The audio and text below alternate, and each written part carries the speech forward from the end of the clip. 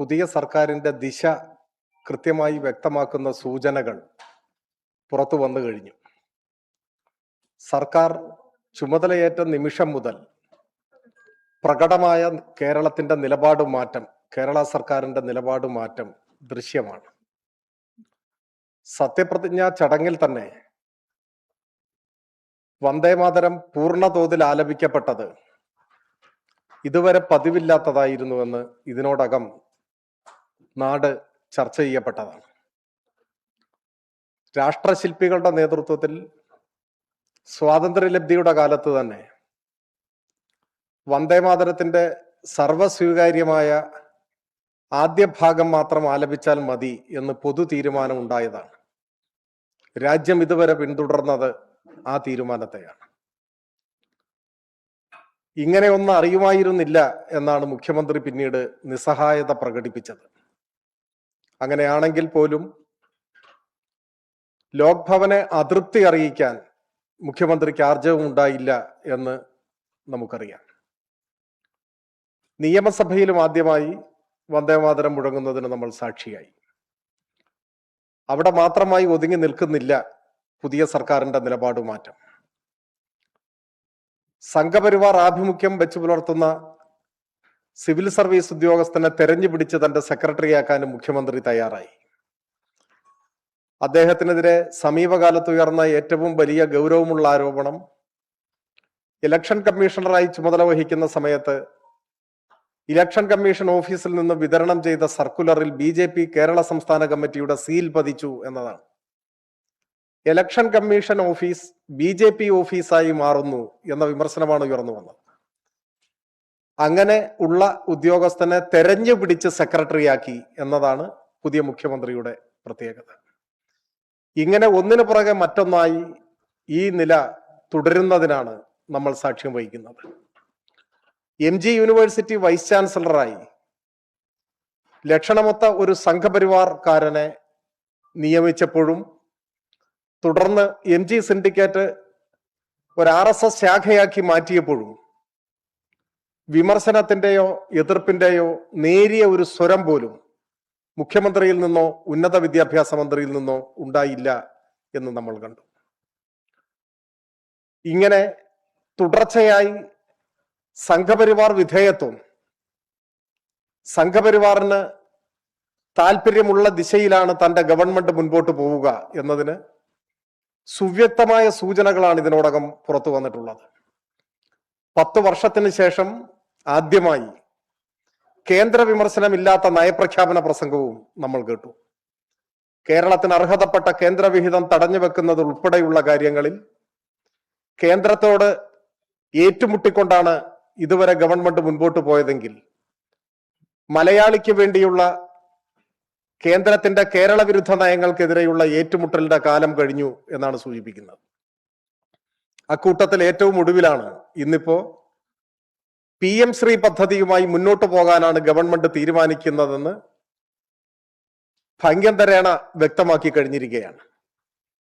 PM Shri പദ്ധതി കേരളത്തിൽ ഇതിനോടകം ഗൗരവമായി ചർച്ച ചെയ്തിട്ടുള്ളതാണ്.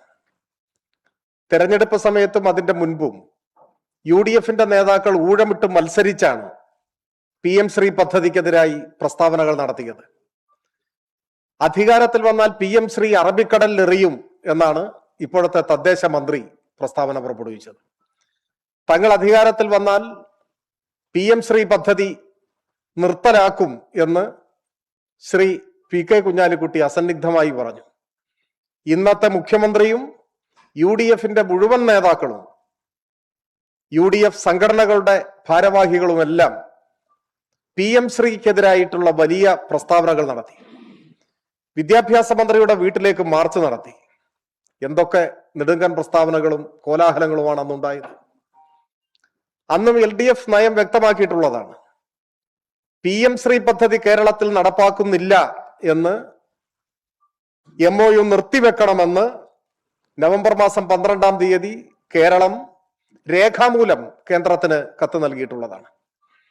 സമഗ്ര ശിക്ഷയുടെ ഫണ്ട് മരവിപ്പിച്ച ഘട്ടത്തിൽ PM ശ്രീ പദ്ധതി നടപ്പാക്കാൻ ഉദ്ദേശിച്ചുകൊണ്ടല്ല അന്ന് ഒപ്പുവെച്ചതെന്ന കാര്യവും മന്ത്രി തന്നെ വിശദീകരിച്ചിട്ടുള്ളതുമാണ്. പ്രശ്നം UDF PM ശ്രീ പദ്ധതി അറബിക്കടലിൽ എറിയേണ്ട കാര്യമില്ല. LDF ഗവൺമെന്റ് ഉപേക്ഷിച്ചത്, LDF ഗവൺമെന്റ് നിർത്തിവെച്ചത് പൊടി തട്ടി വീണ്ടും എടുത്ത് തലയിലേറ്റാതിരുന്നാൽ മതി. വലിച്ചെറിയുമെന്ന് പറഞ്ഞവർ എടുത്ത് തലയിൽ വെക്കുന്ന കാഴ്ചയാണ് ഇപ്പോ കാണുന്നത്. അതിനെ സാധൂകരിക്കാൻ പച്ചക്കള്ളം ആവർത്തിച്ചുകൊണ്ടിരിക്കുകയാണ്. PM ശ്രീയിൽ നിന്ന് ഒപ്പിട്ട് പണം വാങ്ങി എന്നാണ് ഉത്തരവാദിത്തപ്പെട്ടവർ പറയുന്നത്. ഒരു നയാ പൈസ PM ശ്രീ ഇനത്തിൽ കേരളം കൈപ്പറ്റിയിട്ടില്ല. PM ശ്രീ പദ്ധതിയിൽ ഏതൊക്കെ സ്കൂളുകൾ വേണം എന്ന കാര്യത്തിൽ പോലും ആലോചിച്ചിട്ടില്ല. ആ പദ്ധതി നടപ്പാക്കാനേ ഉദ്ദേശിച്ചിട്ടില്ല. മന്ത്രിയുടെ നേതൃത്വത്തിലുള്ള പ്രത്യേക സംഘം കേന്ദ്രമന്ത്രിയുടെ മുൻപാകെ നേരിൽ വ്യക്തമാക്കിയതാണ്, ഞങ്ങൾ ഈ പദ്ധതി നടപ്പാക്കാൻ ഉദ്ദേശിക്കുന്നില്ല. രേഖാമൂലം കത്തുകൊടുത്തതാണ്, ഈ പദ്ധതി നിർത്തിവെക്കുന്നു, ഇത് നടപ്പാക്കാൻ ഉദ്ദേശിക്കുന്നില്ല. സമഗ്ര ശിക്ഷയുടെ ഫണ്ട് വാങ്ങിയതിനാണ് PM ശ്രീയുടെ ഫണ്ടാണ് എന്ന് പറയുന്നത്. ഇത് രണ്ടും തമ്മിലുള്ള വ്യത്യാസം പോലും ഈ പറയുന്നവർ മനസ്സിലാക്കിയിട്ടില്ല. സമഗ്ര ശിക്ഷയിൽ കേരളം ഉൾപ്പെടെയുള്ള സംസ്ഥാനങ്ങൾക്ക് അർഹതപ്പെട്ട ഫണ്ട് വ്യവസ്ഥാപിതമായി ലഭിക്കേണ്ടതാണ്. എന്നാൽ 2023-24 മുതൽ PM ശ്രീയിൽ ഒപ്പിട്ടില്ല എന്ന കാരണം പറഞ്ഞ് ആ ഫണ്ട് മരവിപ്പിക്കുകയാണ് ചെയ്തത്. അതാണ് പ്രശ്നം. ഒരു ഘട്ടത്തിൽ ആ ഫണ്ടിൽ കുടിശ്ശികയുണ്ടായിരുന്നത് സ്കൂൾ യൂണിഫോം, അതുപോലെ തന്നെ പാഠപുസ്തകം, ഈ കാര്യങ്ങളെല്ലാം വിതരണം ചെയ്തതിൽ വിദ്യാഭ്യാസ നിയമപ്രകാരം, വിദ്യാഭ്യാസ അവകാശ നിയമപ്രകാരം കേന്ദ്രത്തിന്റെ വിഹിതം തരണം എന്ന ആവശ്യത്തിൽ സമഗ്ര ശിക്ഷയുടെ ഒരു ഗഡു അനുവദിച്ചതിനെയാണ് PM ശ്രീ ഫണ്ട് എന്ന് കളവായി ചിലർ പറഞ്ഞുകൊണ്ടിരിക്കുന്നത്. PM ശ്രീ പദ്ധതി കേരളം നടപ്പാക്കാൻ ഉദ്ദേശിക്കാത്ത പദ്ധതിയാണ്, ഉപേക്ഷിച്ച പദ്ധതിയാണ്. MOU നിർത്തലാക്കണമെന്ന് സർക്കാർ ഔപചാരികമായി കേന്ദ്രത്തെ അറിയിച്ചതാണ്, രേഖാമൂലവും നേരിട്ടും അറിയിച്ചതാണ്. നിലവിൽ അങ്ങനെ ഒരു പദ്ധതിയില്ല. നിലവിൽ അങ്ങനെ ഒരു പദ്ധതിയില്ല. മണ്ണിട്ട് മൂടിയ ഒരു പദ്ധതിയെ വലിച്ചെറിയും എന്ന് പറഞ്ഞവർ കുഴിമാന്തി എടുത്ത് തലയിലേറ്റിക്കൊണ്ട് നടക്കുന്നതാണ് ഇപ്പോൾ കാണുന്നത്. ഇത് കേരളത്തോടുള്ള വെല്ലുവിളിയാണ്. ഇന്നലെ വരെ പറഞ്ഞ കാര്യങ്ങൾ വിഴുങ്ങുകയാണ്. കോൺഗ്രസ് ജയിക്കുകയും BJP ഭരിക്കുകയും ചെയ്യുന്നതിനാണ് കേരളം സാക്ഷ്യം വഹിക്കാൻ പോകുന്നത്. കേരളത്തോട് ഇന്നലെ വരെ പറഞ്ഞ കാര്യങ്ങളുടെ പേരിൽ, ഇന്ന് ചെയ്യുന്ന കാര്യങ്ങളുടെ പേരിൽ കോൺഗ്രസ് നേതൃത്വം, UDF നേതൃത്വം, സർക്കാർ മാപ്പ് പറയേണ്ടതാണ്. PM ശ്രീ പദ്ധതിയുമായി മുന്നോട്ട് പോകാനുള്ള നീക്കം ഈ ഗവൺമെന്റ് ഉപേക്ഷിക്കേണ്ടതാണ്. ഉത്തരേന്ത്യൻ സംസ്ഥാനങ്ങളെ പോലെ ദേശീയ വിദ്യാഭ്യാസ നയം നടപ്പാക്കുന്നതിന്റെ ഭാഗമായി ഈ പദ്ധതിയുടെ മറവിൽ കേരളത്തിലെ വിദ്യാഭ്യാസ രംഗത്തെയും പൊതുവിദ്യാഭ്യാസ രംഗത്തെയും കാവി ഉടുപ്പിക്കാനാണ് ശ്രമിക്കുന്നതെങ്കിൽ മതനിരപേക്ഷവാദികളായ മലയാളികൾ അത്തരം നീക്കങ്ങളെ ചെറുത്തുതോൽപ്പിക്കും. അതിന് ഇടതുപക്ഷം CPIM നേതൃത്വം കൊടുക്കുകയും ചെയ്യും. ഇത്രയാണ് പറയാം. ഈ പദ്ധതി വേണ്ട എന്ന് പറഞ്ഞാൽ, മരവിപ്പിക്കുന്നു എന്ന് പറഞ്ഞാൽ അത് റദ്ദാവും എന്ന അതിനെങ്ങനെയാണ് നിയമസാധുത? എന്താണ് നിയമസാധുത ഇല്ലാത്തത്? MOU പദ്ധതിയുടെ വ്യവസ്ഥ തന്നെ അതല്ലല്ലോ. അല്ല, പദ്ധതിയിൽ അതിനകത്ത് അത് ഒരു തരത്തിലും ന്യായീകരിക്കാവുന്ന ഒരു പോയിന്റ് അല്ല ഇടതുപക്ഷത്തെ സംബന്ധിച്ചിടത്തോളം, ഇടതുപക്ഷത്തെ സംബന്ധിച്ചിടത്തോളം. ഇനി എന്തേ ചോദ്യം ഉണ്ടോ? തുടർ ചോദ്യം ഇല്ല? ഉണ്ട്, അതും കൂടി ചോദിച്ചോളൂ. ഈ പദ്ധതിയിൽ 30 ദിവസത്തെ നോട്ടീസ് കൊടുത്തിട്ട് പിന്മാറാം. MOU-ൽ ആർക്ക് പിന്മാറാം? ആര് പറയും? MOU എന്ന് പറഞ്ഞാൽ രണ്ട് പാർട്ടികൾ തമ്മിൽ ഒപ്പിടുന്നല്ലേ?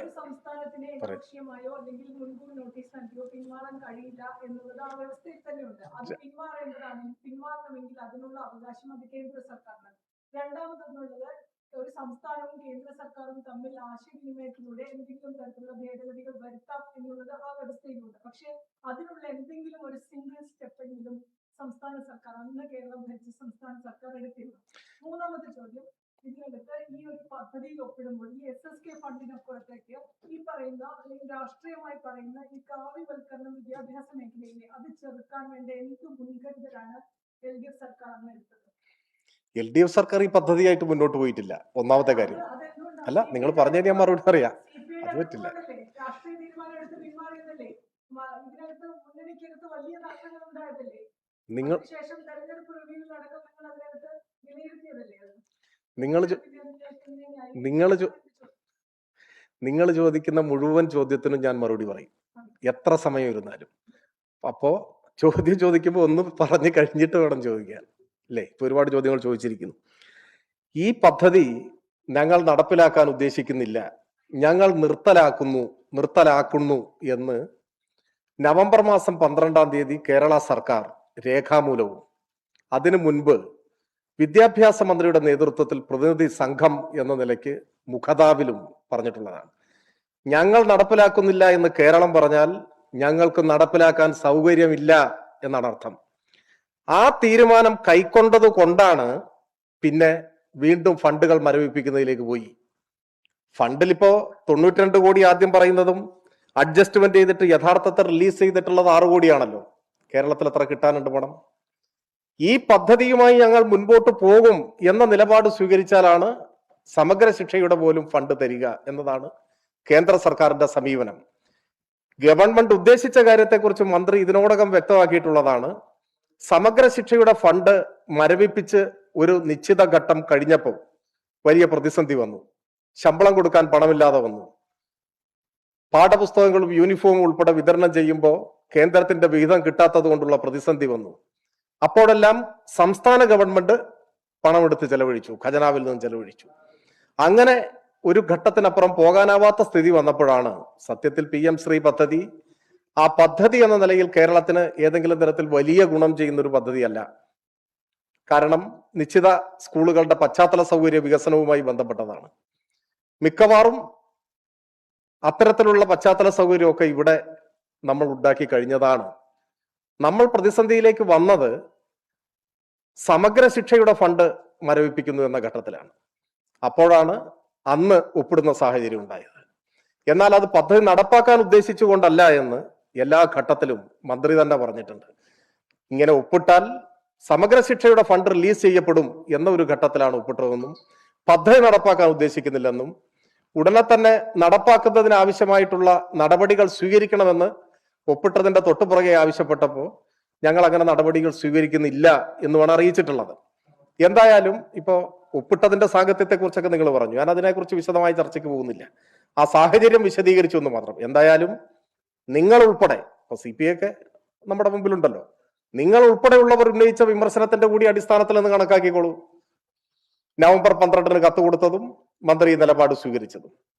അപ്പോ ഇപ്പോ ഗവൺമെന്റിന്റെ മുൻപിൽ നിൽക്കുന്ന പൊസിഷൻ കേരളം കൊടുത്ത നവംബർ 12-ലെ കത്താണ് കേന്ദ്ര ഗവൺമെന്റിന്റെ മുമ്പാകെ.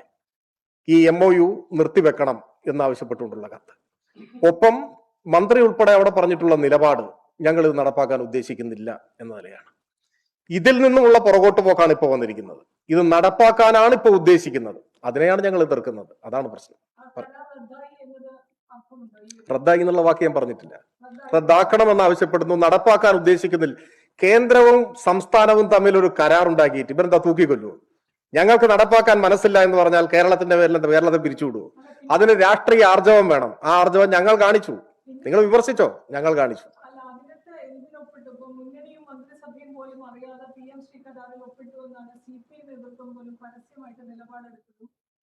അവർ വലിയ പ്രതിഷേധം. എന്ത് ഘട്ടത്തിലാണ് അത് ഒപ്പിട്ടത്? ഇപ്പോഴും ആ പദ്ധതി അങ്ങനെ നിലനിൽക്കുകയാണ്. ഒരു തരത്തിലും റദ്ദായിട്ടില്ല. ഒരു തരത്തിലുള്ള നിയമസാധുതയും ഈ കൊടുത്തെന്ന് പറഞ്ഞ ഈ കത്തിലില്ല.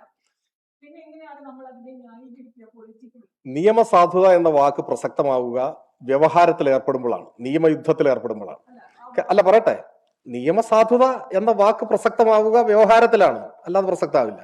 കേന്ദ്രവും കേരളവും തമ്മിലൊരു നിയമയുദ്ധത്തിൽ ഏർപ്പെട്ടിട്ടില്ല. ഇത് രാഷ്ട്രീയ നയങ്ങൾ തമ്മിലുള്ള ഏറ്റുമുട്ടലാണ്. പിന്നെ അന്ന് ഒപ്പിട്ടത് ഏത് സാഹചര്യത്തിൽ, ആരൊക്കെ എതിർത്തു, ഏത് നിലയിൽ ഒപ്പിട്ടു, ഞാൻ ആ ചർച്ചയിലേക്ക് പോകുന്നില്ല. പോകാത്ത മറ്റൊന്നുകൊണ്ടും അല്ല. അത് ഒട്ടനവധി തവണ വിദ്യാഭ്യാസ മന്ത്രിയും LDFന്റെ നേതൃത്വവും വിശദീകരിച്ച ഒരു കാര്യം, അന്നത്തെ ഒരു കാര്യമാണ്. നിങ്ങൾ വിമർശനം ഉന്നയിച്ചോളൂ. ഞാൻ ഇപ്പോഴത്തെ അതിന്റെ നില പറയുന്നു. ഇപ്പോ PM ശ്രീ പദ്ധതി സംബന്ധിച്ച പൊസിഷൻ, LDFന്റെ പൊസിഷൻ, നവംബർ 12-ന്റെ കത്ത്, മന്ത്രിയുടെ നേതൃത്വത്തിലുള്ള സംഘം നേരിട്ട് നടത്തിയിട്ടുള്ള രാഷ്ട്രീയ നിലപാട്, മന്ത്രി അറിയിച്ച രാഷ്ട്രീയ നിലപാട്, 3 മുഖ്യമന്ത്രി ഉൾപ്പെടെയുള്ള UDFന്റെ നേതൃത്വം, മന്ത്രിമാരും മുഖ്യമന്ത്രിയും ഉൾപ്പെടെയുള്ള നേതൃത്വം മലയാളികൾക്ക് മുൻപാകെ കൊടുത്ത വാക്ക്, ഞങ്ങളിത് അറബിക്കടലിലേക്ക് വലിച്ചെറിയും, ഞങ്ങൾ ഇത് കുഴിച്ചു മൂടും, ഞങ്ങൾ നടപ്പിലാക്കില്ല എന്ന് പറഞ്ഞൊരു കാര്യം. അവർ കുഴിച്ചു മൂടണ്ടെന്നാണ് ഞങ്ങൾ പറഞ്ഞത്. LDF-നെ സംബന്ധിച്ചിടത്തോളം ഞങ്ങൾ തന്നെ കുഴിച്ചു മൂടിയതാണ്. അതാണ് നവംബർ 12 നിങ്ങൾ അതിനെ എടുത്ത് തലയിൽ വെക്കാതിരുന്നാൽ മതി എന്നാണ് പറഞ്ഞത്.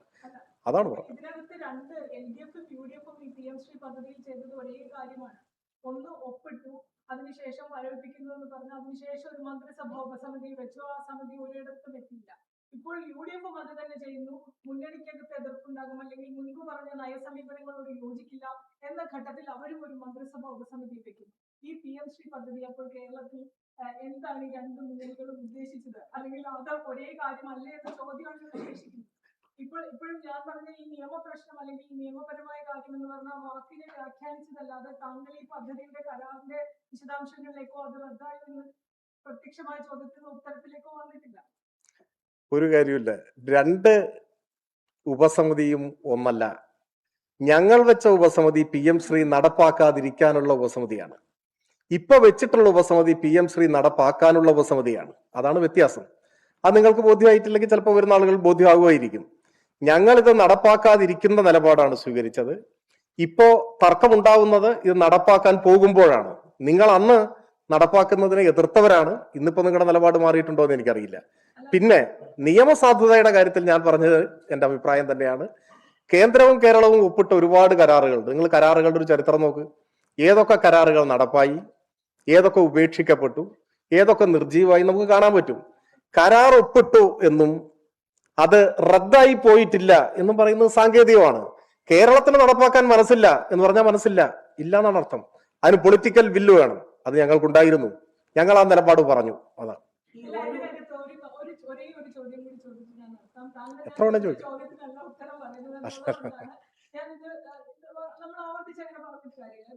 താങ്കൾ പറഞ്ഞ SSK ഫണ്ട് തടയുന്ന അല്ലെങ്കിൽ കിട്ടാതിരിക്കുന്ന ഒരു സാഹചര്യത്തിൽ PM ശ്രീ പദ്ധതിയിൽ ഒപ്പിടേണ്ടി വന്നു. അപ്പോഴും നിങ്ങൾ പറഞ്ഞ പൊളിറ്റിക്കൽ നിലപാട് സ്റ്റാൻഡ് അവിടെ നിൽക്കുകയാണ്. വിദ്യാഭ്യാസ മേഖലയിൽ കേന്ദ്ര സർക്കാർ നടപ്പാക്കാൻ ഉദ്ദേശിക്കുന്ന കാവ്യവൽക്കരണം അത് തടയും, അല്ലെങ്കിൽ അതിന് രാഷ്ട്രീയമായ ഒരു ബില്ലുള്ള അല്ലെങ്കിൽ അത്തരം ഒരാളുകളാണ് കേരളം ഭരിക്കുന്നത് എന്നുള്ള ആ ഒരു കാര്യം അവിടെ നിൽക്കുകയാണ്. ഈ SSK ഫണ്ട് കിട്ടുക എന്ന ലക്ഷ്യത്തോടു കൂടി ഒപ്പിടുമ്പോഴും ഈ ഒരു കരാറിന്റെ വ്യവസ്ഥ കൂടിയാണ്, അല്ലെങ്കിൽ കരാറിന്റെ ഭാഗം കൂടിയാണ് നിങ്ങൾ പേടിച്ചിരുന്നത്, അല്ലെങ്കിൽ നിങ്ങൾ പൊതുസമൂഹത്തെ പറഞ്ഞ് വിശ്വസിപ്പിച്ചിരുന്ന ഒരു ഭാഗം കൂടിയാണ് ഈ കാവ്യവൽക്കരണം. അതിനെ തടയാൻ നിങ്ങൾ എന്ത് മുൻകരുതലെന്ന് ഒപ്പിടുമ്പോഴും? പൊതുസമൂഹത്തെ പറഞ്ഞു വിശ്വസിപ്പിച്ചിരുന്ന എന്താ നിങ്ങൾ ഉദ്ദേശിക്കുന്നത്? അതല്ല, ഇതിന് ചോദ്യത്തിന് ഉത്തരം പറയും. ഒരു വാക്കിൽ പിടിക്കാൻ. വാക്കിലല്ല. താങ്കൾ നേരത്തെയും ഒരു വാക്കിൽ പിടിച്ചാണ് നിങ്ങൾ വിശദീകരിച്ചത്. നിങ്ങൾ കാര്യത്തിലേക്ക് പോയി. അതിനകത്ത് എന്താണ് ഇപ്പൊ ഞാൻ ചോദിച്ച ചോദ്യം താങ്കൾക്ക് മനസ്സിലാകാതിരിക്കാൻ മാത്രമുള്ള ഒരു അതൊന്നും ഇല്ലാന്നാണ് ഞാൻ ഇപ്പോഴും മനസ്സിലാക്കുന്നത്. എന്ത് മുൻകരുതലുകൾ ഈ SSK ഫണ്ടിന്റെ പേരിലാണെങ്കിലും PM ശ്രീ പദ്ധതിയിൽ അത് കരാറിൽ ഒപ്പിടാമെന്ന് കേരളം തീരുമാനിക്കുമ്പോൾ അന്ന് ഭരിച്ച ഇടത് സർക്കാർ ഈ കാവ്യവൽക്കരണം എന്ന ഭീതിയെ തടയാൻ എന്ത് മുൻകരുതൽ എടുത്തു? അതാണ് എന്റെ ചോദ്യം. ഇപ്പൊ ചോദ്യം കറക്റ്റായി. പറഞ്ഞു വിശ്വസിപ്പിച്ചെന്ന് പറയുമ്പോൾ ഇല്ലാത്തൊരു കാര്യം നമ്മൾ പറഞ്ഞു വിശ്വസിപ്പിച്ചു എന്ന് വരും. ഇങ്ങനെ ചോദിച്ചാൽ എനിക്ക് വിരോധമില്ല. അതിനുള്ള മറുപടി ഇതാണ്. പറഞ്ഞു വിശ്വസിപ്പിച്ചു എന്ന് പറഞ്ഞാൽ നിങ്ങൾ അത് അതിന്റെ അപകടം പറഞ്ഞു ബോധ്യപ്പെടുത്തി എന്ന ചോദ്യം ആ രീതിയിൽ അങ്ങനെ വിശാല അങ്ങനെയല്ല. രണ്ടിനും രണ്ടർത്ഥമാണുള്ളത്. അത് അങ്ങനെ വിശാലാർത്ഥത്തിൽ എടുക്കാൻ കഴിയാത്തതുകൊണ്ടാണ്. അല്ല, എന്റെ ചോദ്യം ഇപ്പൊ ക്ലിയർ ആയിട്ടുണ്ടോ? പറഞ്ഞു വിശ്വസിപ്പിച്ചു എന്ന് പറഞ്ഞാൽ അതിന്റെ അർത്ഥം അല്ലല്ല. നിങ്ങൾ ദീർഘമായി ചോദിച്ചു, ഞാൻ മറുപടി പറയുമ്പോൾ കേൾക്കണം. അതൊരു പരസ്പര ബഹുമാനത്തിന്റെ ഭാഗം. പറഞ്ഞു വിശ്വസിപ്പിച്ചു എന്ന് പറഞ്ഞാൽ ആ മലയാള വാക്കിന്റെ അർത്ഥം അയഥാർത്ഥമായ ഒരു കാര്യത്തെ മറ്റൊരു തരത്തിൽ വിശ്വസിപ്പിച്ചു എന്നാണ്. അല്ലെങ്കിൽ ബോധ്യപ്പെടുത്തി എന്നൊക്കെ പറയാം. അത് പോട്ടെ, നമ്മൾ ആ കാര്യം തർക്കിക്കേണ്ട ഒരു വിഷയമല്ല, അതൊരു മാറ്റർ അല്ല. കേട്ടപ്പോൾ ഞാൻ പറഞ്ഞത് മാത്രമേ ഉള്ളൂ. ഈ കാര്യത്തിൽ ചോദ്യത്തിന്റെ മറുപടി എന്ന് പറഞ്ഞാൽ എന്ത് മുൻകരുതലാണ് അല്ലെങ്കിൽ നടപടിയാണ് ഈ കാവ്യവൽക്കരണം നടക്കാതിരിക്കാൻ വേണ്ടി നിങ്ങൾ സ്വീകരിച്ചതെന്നല്ലേ ചോദ്യം. അതിന്റെ മറുപടിയാണ് ഞാൻ ആദ്യം തന്നെ പറഞ്ഞിട്ടുണ്ട്. നിങ്ങൾക്കത് വ്യക്തമാകാത്തതാണ്. ഈ പദ്ധതി നടപ്പാക്കാൻ ഉദ്ദേശിച്ചുകൊണ്ട് ഒപ്പിട്ട പദ്ധതി അല്ല എന്നാണ് മറുപടി. ന്യായം പറയുന്നതൊക്കെ വ്യക്തികൾക്ക് അനുസരിച്ചല്ല. നിങ്ങൾക്ക് ന്യായമായി തോന്നില്ല?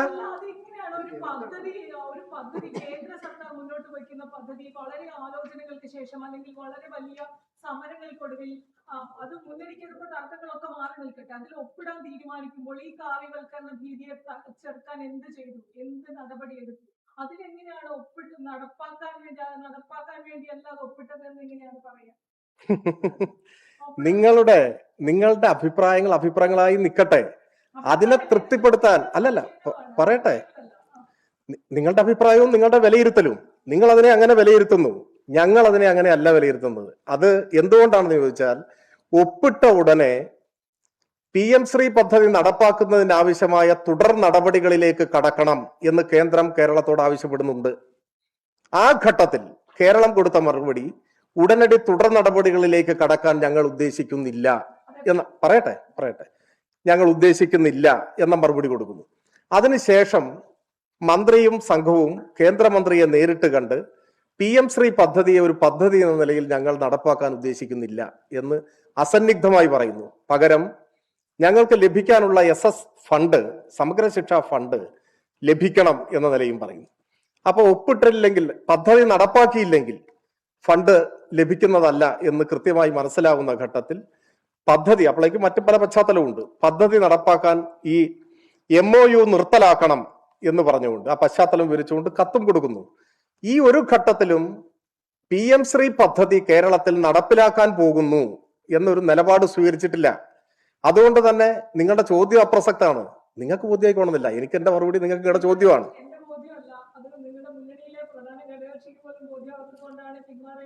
അല്ല, അത് പഴയൊരു കാര്യമാണ്. പിന്മാറിയ കാര്യവും ഈ നിർത്തലാക്കിയ കാര്യവും തമ്മിൽ നമ്മൾ ചർച്ച ചെയ്യുകയാണ്. നിങ്ങൾ എന്തിനാണ് ഇങ്ങനെ അസ്വസ്ഥയായിട്ട് തലയൊക്കെ ആട്ടുന്നത്? ഞാൻ നിങ്ങളുടെ എല്ലാ ചോദ്യവും കേട്ട് ക്ഷമയോടെ ഇരിക്കുകയല്ലേ. ഞാൻ പറഞ്ഞല്ലോ, നിങ്ങളുടെ ഏത് ചോദ്യത്തിനും ഞാൻ മറുപടി പറയും. പിന്നെ നിങ്ങൾ തർക്കിക്കാൻ തയ്യാറായിട്ടാണെങ്കിൽ നിങ്ങൾ അതും ആയിക്കോട്ടെ, പറഞ്ഞോളൂ. പറഞ്ഞു. നിങ്ങളുടെ വ്യക്തത നിങ്ങളെ ആശ്രയിച്ചിരിക്കും. അതുകൊണ്ട് ഇപ്പൊ നമ്മളിങ്ങനെ സംസാരിച്ചാൽ ഒരുപാട് സമയം എടുക്കും. ഞാൻ തയ്യാറാണ്, കാരണം എനിക്കിപ്പോ പെട്ടെന്ന് എങ്ങോട്ടേലും പോകാനില്ല. നമുക്ക് അങ്ങനെ തുടരാം. ശരി, നിങ്ങൾ ചോദിച്ചു. ഇനി എന്തെങ്കിലും ചോദിച്ചു. വ്യക്തത നിങ്ങൾക്കുണ്ടാവില്ല, കാരണം നിങ്ങൾക്ക് ആ കാര്യത്തിൽ ഒരു നിലപാടുണ്ട്. അത് ഞാൻ അതിനെ വിമർശിക്കുകയോ ആക്ഷേപിക്കുകയോ ചെയ്യുന്നില്ല. നിങ്ങൾക്ക് ആ കാര്യത്തിൽ ഒരു നിലപാടുണ്ട്, എനിക്കതിൽ വ്യത്യസ്തമായ ഒരു നിലപാടാണ്. ഞാൻ എന്റെ നിലപാട് വിശദീകരിക്കുന്നു. നിങ്ങളുടെ ചോദ്യം കേൾക്കുമ്പോൾ തോന്നുന്നത് നിങ്ങളെ നിലപാടിലേക്ക് ഞാൻ വരണമെന്ന് നിങ്ങൾ ആഗ്രഹിക്കുന്നു എന്നാണ്. അത് നടക്കുന്ന ഒരു കാര്യമല്ലല്ലോ. എനിക്ക് എന്റെയും നിങ്ങൾക്ക് നിങ്ങളുടെയും നിലപാടും ബോധ്യവുമാണ്.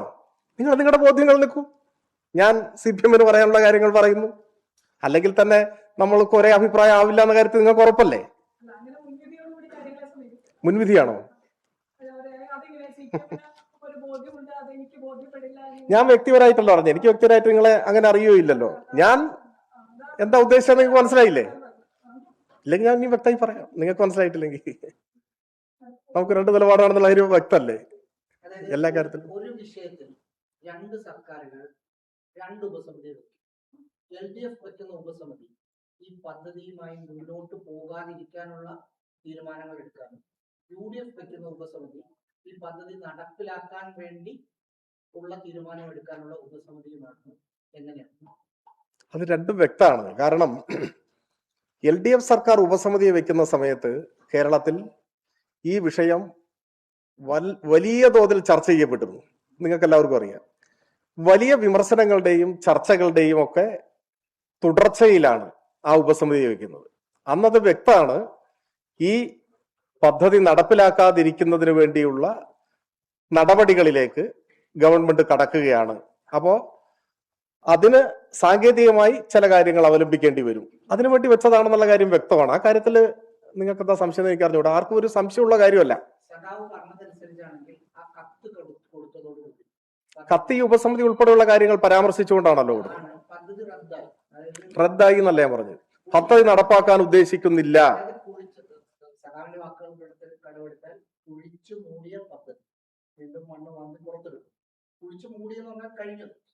ആ കഴിഞ്ഞ കാര്യത്തിൽ പിന്നെ അതിന് പുറത്ത് വീണ്ടും മണ്ണുകല്ലിടാൻ വേണ്ടിയാണോ? അല്ല, ഞാൻ പറഞ്ഞത് ആ വാക്ക് തന്നെയാണ് ഉപയോഗിച്ചത്. LDF ഗവൺമെന്റിനെ സംബന്ധിച്ചിടത്തോളം PM ശ്രീ പദ്ധതി നടപ്പാക്കാൻ ഉദ്ദേശിക്കുന്നില്ല എന്ന് വ്യക്തമാക്കി, രേഖാമൂലവും അല്ലാതെയും മുഖതാവിലും വ്യക്തമാക്കി. അപ്പൊ ആ പൊസിഷനിൽ നിൽക്കുകയാണ്, നടപ്പാക്കാൻ ഉദ്ദേശിക്കുന്നില്ല. അതാണ് നിൽക്കുന്ന പൊസിഷൻ. UDF തെരഞ്ഞെടുപ്പ് സമയത്ത് ഉടനീളം പറഞ്ഞത് ഈ പദ്ധതി ഞാൻ നേരത്തെ പറഞ്ഞ പോലെ ഞങ്ങൾ വന്നാൽ റദ്ദാക്കും, അറബിക്കടലെറിയും, അങ്ങനെ കാലങ്കാരികമായി പലതും പറഞ്ഞു. സത്യത്തിൽ അവർക്ക് അങ്ങനെയൊന്നും ചെയ്യേണ്ടതില്ല, അല്ലെങ്കിൽ അങ്ങനെയൊന്നും അതിനെ പൊലിപ്പിക്കേണ്ടതില്ല. LDF നിന്നിടത്ത് നിന്ന് അതിനെ മുന്നോട്ട് പോകുക എന്നുള്ളതാണ്. അതായത് നടപ്പാക്കാതിരിക്കുക, അല്ലെങ്കിൽ ഈ പദ്ധതി കേരളത്തിൽ നടപ്പാക്കുന്നില്ല എന്ന LDF പരസ്യപ്പെടുത്തിയ, രേഖാപരമായി നമ്മുടെ മുമ്പിൽ നിൽക്കുന്ന ആ നിലപാടിൽ നിന്ന് വ്യത്യാസം വരാതിരുന്നാൽ തന്നെ പ്രശ്നവുമില്ല. എന്നാൽ ഇപ്പോൾ അവരുദ്ദേശിക്കുന്നത് ഈ പദ്ധതി നടപ്പാക്കാനാണ്. അതിന്റെ തുടക്കം എന്ന നിലയ്ക്ക് വിദ്യാഭ്യാസ മന്ത്രിയും തദ്ദേശ മന്ത്രിയും ഒക്കെ കുറച്ച് ദിവസങ്ങളായി അതിനൊരു പശ്ചാത്തലം ഒരുക്കുന്നുണ്ട്. ഒരു തെരഞ്ഞെടുപ്പ് സമയത്ത് പറഞ്ഞ ആർജവത്തോടെ ഞങ്ങളിത് അറബിക്കടലിലെറിയുന്നൊന്നും ആരും പറയുന്നില്ല. ഇപ്പോ ഈ ഉപസമിതിയെ വെച്ചത് ഇത് നടപ്പാക്കാനാണെന്നും നടപ്പാക്കുന്നതിനൊരു ന്യായം കണ്ടുപിടിക്കാൻ വേണ്ടി ചില വസ്തുതാവിരുദ്ധമായ കാര്യങ്ങൾ, ഇപ്പൊ കള്ളെന്ന് പറഞ്ഞിട്ട് നമുക്ക് ഒരു പ്രകോപനം വേണ്ട, അതാണ് PM ശ്രീയുടെ പണം വാങ്ങി എന്നുള്ള പ്രചരണം. അതുപോലെ ഇതിനെ സാധൂകരിക്കാൻ കരിക്കുലവും മറ്റും ഇവിടെ തീരുമാനിക്കണം എന്ന് ഇളവ് ആവശ്യപ്പെട്ടു എന്നൊരു കാര്യം. അതുപോലെ സ്കൂൾ തെരഞ്ഞെടുക്കണം, ഇങ്ങനെയുള്ള കാര്യങ്ങളൊക്കെ പറഞ്ഞ് ഇതിനെ സാധൂകരിക്കാൻ ശ്രമിക്കുന്നു. അതായത് PM ശ്രീ പദ്ധതി ഞങ്ങൾ നിർത്തലാക്കും, ഉപേക്ഷിക്കും എന്ന് പറഞ്ഞ UDF-ന്റെ നേതൃത്വം ഇപ്പോ പദ്ധതിയുടെ വക്താക്കളായി നടപ്പാക്കാൻ പോകുന്നു എന്നുള്ളതാണ്. ഈ കഴിഞ്ഞ സർക്കാര് ഈ പദ്ധതിയിൽ ഒപ്പിട്ടത് നമ്മൾ മലയാളം പറഞ്ഞ കേന്ദ്രത്തെ പറ്റിക്കുന്നു, അതായത് ഇതിൽ ഞങ്ങൾ ഒപ്പിടുന്നു, മറ്റു വ്യാഖ്യാനം ഞാൻ അതിലൊന്നും പറയാൻ, അതാണ് ഉദ്ദേശം എന്നാണ് പറഞ്ഞു വന്നതിന്റെ ചുരുക്കം. അതുപോലെ ഈ സർക്കാർ കേന്ദ്രത്തെ പറ്റിക്കാൻ നമുക്കറിയാം. അവർ അങ്ങനെയല്ലല്ലോ പറഞ്ഞിരുന്നത്. അവർ കേരളത്തിന്റെ മുമ്പാകെ പറഞ്ഞിട്ട് ഇപ്പോൾ 2 മാസമല്ലേ ആയിട്ടുള്ളൂ. അവരുടെ പ്രഖ്യാപനം എന്തായിരുന്നു? ഒപ്പം അവർ ഭരിക്കുന്ന സംസ്ഥാനങ്ങളിൽ എന്തായിരുന്നു നിലപാട്? ഇപ്പൊ തെലങ്കാനയിലും അതുപോലെ കർണാടകയിലും, ഹിമാചലിലെ കാര്യം നോക്കണം, തെലങ്കാനയിലും കർണാടകയിലും ഒക്കെ അത് സംബന്ധിച്ച് ഒരു കണക്ക് കണ്ടത്, കർണാടകയിൽ 560 പള്ളിക്കൂടങ്ങൾ PM ശ്രീ സ്കൂളുകളാണ്, തെലങ്കാനയിൽ 832 സ്കൂളുകൾ PM ശ്രീ സ്കൂളുകളാണ്. അപ്പോ കോൺഗ്രസ് അധികാരത്തിലിരിക്കുന്ന സംസ്ഥാനങ്ങളിലെല്ലാം PM ശ്രീ പദ്ധതിയുടെ ഭാഗമായി മാറി. അങ്ങനെ മാറിയിട്ടാണ് കേരളത്തിലെ ജനങ്ങളുടെ മുൻപിൽ ആത്മവഞ്ചനാപരമായ ഒരു നിലപാട് അവർ പറഞ്ഞത്. അപ്പൊ അവരുടെ നയം ഇത് തന്നെയാണ്. അപ്പൊ അവര് നടപ്പിലാക്കാൻ വേണ്ടിയാണ് ഈ ഉപസമിതി എന്ന് എങ്ങനെ പറയുമെന്ന് ചോദിച്ചാൽ ഒരുപാട് കാര്യങ്ങൾ നമ്മുടെ മുമ്പിലുണ്ട്. ഞാൻ പറഞ്ഞു തീർത്തിട്ട് പറയാം. മറ്റ് സംസ്ഥാനങ്ങളിൽ അവർ സ്വീകരിച്ച നിലപാട്, 2 ഗവൺമെന്റ് വന്നതിന് ശേഷം മന്ത്രിമാരും മുഖ്യമന്ത്രിയും ഈ വിഷയത്തിൽ പുറപ്പെടുവിച്ചിട്ടുള്ള അഭിപ്രായ പ്രകടനങ്ങൾ, അതിന്റെ അടിസ്ഥാനത്തിൽ സ്വാഭാവികമായും ഇങ്ങനെ ഒരു നിഗമനത്തിൽ എത്താൻ കഴിയൂ.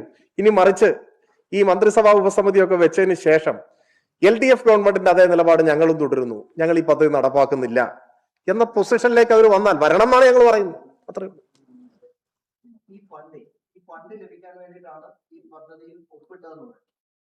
മന്ത്രി തന്നെ പറഞ്ഞിട്ടുള്ള കാര്യമാണ്, ഞാൻ പുതുതായി പറയുന്ന കാര്യമല്ല. ഒപ്പിടുന്നത് BJP സർക്കാരുമായിട്ട് അതിനകത്തൊരു കാര്യം ഉണ്ടാകും എന്ന് ചിന്തിച്ചിരിക്കും. ഈ ഫണ്ട് ഒപ്പിട്ടാൽ ഈ പൈസ തരും എന്നാണ് ഉദ്ദേശിച്ചത്. അതുകൊണ്ട് ഈ പദ്ധതിയിൽ ഒപ്പിട്ട് കഴിഞ്ഞാൽ അവർ ഈ പൈസ തരുമെന്ന ചിന്ത ഉണ്ടായിരുന്നു. അങ്ങനെ ചിന്തിക്കാൻ പോലും പറ്റില്ല. കാര്യം അവർക്ക് എന്തെങ്കിലും ഇതിനകത്ത് ത്രൂക്കൺ മൈൻഡിൽ ചെയ്യാനോ അതുപോലും വിലയിരുത്താൻ ആളാണോ ഈ ഒരു പദ്ധതിയിലേക്ക് പോയത് എന്നാണ് ചിന്തിക്കുന്നത്, എന്നാണ് ചോദിക്കുന്നത്. അന്നത്തെ ഒരു കാര്യമാണ് ചോദിക്കുന്നത്. പക്ഷെ PM ശ്രീയുടെ ഫണ്ടല്ല നമ്മൾ വാങ്ങിയിട്ട് ചെയ്യുന്നത്. SSA സമഗ്ര ശിക്ഷ ഫണ്ട് നമ്മുടെ സംസ്ഥാനത്തിന് അവകാശപ്പെട്ടതും നമ്മൾ ചെലവഴിച്ച പൈസയാണ്. PM ശ്രീയുമായിട്ട് അതിന് നേരിട്ട് ബന്ധമില്ല. പക്ഷെ രാഷ്ട്രീയാധികാരം ദുരുപയോഗം ചെയ്ത് PM ശ്രീയിൽ ഒപ്പിട്ടാതെ ഇത് തരാതിരിക്കുകയാണ്. അപ്പോ PM ശ്രീയിൽ ഒപ്പിട്ടിട്ട് PM ശ്രീയുടെ ഫണ്ട് കിട്ടുകയാണെങ്കിൽ പദ്ധതി നടപ്പാക്കി, അല്ലെ സ്കൂൾ തെരഞ്ഞെടുത്തു എന്നൊക്കെ നമുക്ക് പറയാം. പക്ഷെ PM ശ്രീ ഒപ്പിടുന്നതോടുകൂടി ആ ഫണ്ട് കിട്ടുന്നുള്ളതാണ് അന്നത്തെ സ്ഥിതിയാണ് ഞാൻ മനസ്സിലാക്കുന്നത്. അന്നത്തെ വിദ്യാഭ്യാസ മന്ത്രി അങ്ങനെയാണ് അതിനെ വിശദീകരിച്ചിട്ടുള്ളത്. കൂടുതൽ കാര്യങ്ങൾ അതിൽ എനിക്ക് പറയാനില്ല.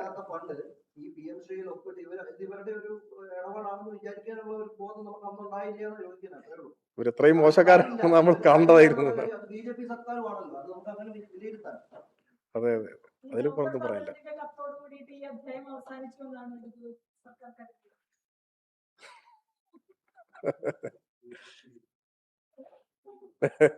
രണ്ടാം ഘട്ടമാണ് ചോദ്യം. ഞാൻ അതിനെ കുറിച്ച് പറഞ്ഞിരിക്കുന്നു.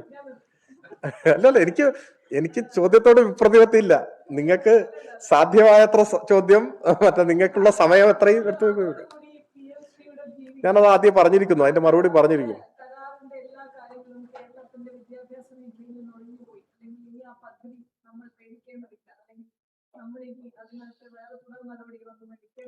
ഇല്ല, ആ പദ്ധതി നമ്മൾ നടപ്പാക്കുന്നില്ല എന്ന് പറഞ്ഞാൽ ഞാൻ ചോദിക്കട്ടെ, ഏത് കേന്ദ്ര പദ്ധതിയും ഒരു പദ്ധതി, ഈ പദ്ധതി അല്ല ഞാൻ പറയുന്നത്, ഏത് കേന്ദ്ര പദ്ധതി മറ്റൊരു പദ്ധതി എന്ന് കരുതിക്കോളൂ, ഒരു പദ്ധതിയിൽ കേന്ദ്ര സംസ്ഥാന സർക്കാരുകൾ ഒപ്പിട്ടു എന്നിരിക്കുക, ആ പദ്ധതി നടപ്പാക്കുന്നതിനുള്ള സ്റ്റെപ്പ് സംസ്ഥാന ഗവൺമെന്റ് സ്വീകരിക്കുന്നില്ല എന്ന് കരുതുക, ആ പദ്ധതി എങ്ങനെ നടപ്പാകും?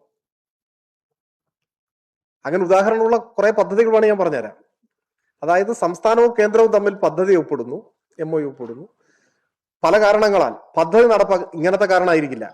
പദ്ധതി നടപ്പാക്കാനുള്ള നടപടി സംസ്ഥാനം സ്വീകരിക്കുന്നില്ല, പദ്ധതി നടപ്പാവില്ല. കേന്ദ്രം വന്നിട്ട് ഇവിടുത്തെ ഓരോ സ്കൂൾ എടുത്തിട്ട് ഇത് PM ശ്രീ ആണെന്ന് പറഞ്ഞിട്ട് അവിടെ നടപ്പാക്കുമോ കേരളത്തിൽ? അങ്ങനെയല്ലല്ലോ രീതി. രണ്ടു കൂട്ടരും നടപ്പാക്കുന്നതിന് വേണ്ടി മുന്നോട്ട് പോകുമ്പോഴാണ് പദ്ധതി നടപ്പാവുക. അതാണ് അനുഭവം. തുടർ നടപടി ചർച്ച ചെയ്യാനായിരുന്നു മന്ത്രിസഭ. ഇന്നത്തെയോ തുടർ നടപടി തൽക്കാലത്തേക്ക് ഈ പദ്ധതി മരവിപ്പിക്കുന്നു, ഞങ്ങളില്ല എന്ന് പറയുന്നു. അതിൽ തുടർ തീരുമാനങ്ങളും തുടർ നടപടികളും അത് അതിന്റെ സാങ്കേതികത്വങ്ങളൊക്കെ ഉണ്ടാവും. അതിനെക്കുറിച്ച് കൂടുതലൊന്നും പറയാനില്ല. അതിലെന്തെങ്കിലും തീരുമാനം ഉണ്ടായിട്ടുണ്ട്? മന്ത്രിസഭാ ഉപസമിതി നമ്മൾ രൂപീകരിച്ചിട്ട് പിന്നെ തുടർന്നുള്ള കാര്യങ്ങളെ സംബന്ധിച്ച് അപ്പോഴേക്കും തെരഞ്ഞെടുപ്പൊക്കെ വന്നില്ലേ, അതിന്റെ കാര്യങ്ങളെ കുറിച്ച് എനിക്കറിയില്ല.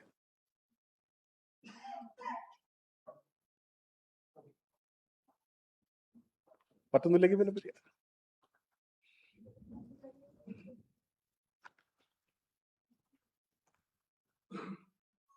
എന്താണ് ഇനിയുണ്ടോ?